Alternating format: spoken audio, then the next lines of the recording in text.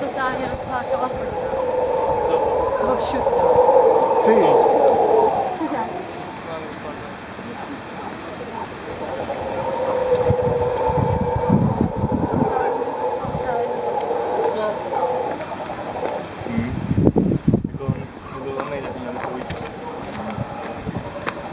Ty vole.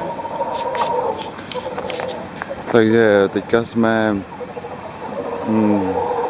je tady Finka Magdalena a jdeme nahoru na vulkán, který se jmenuje Madeira. Uvidíme, jaký to bude. Teďka jsme tady potkali nějaký opice, který hrozně řvou a mysleli jsme, že to jsou nějaký krávy nebo buvoly nebo něco takového. Ale jsou to opičky tady na tom stromě.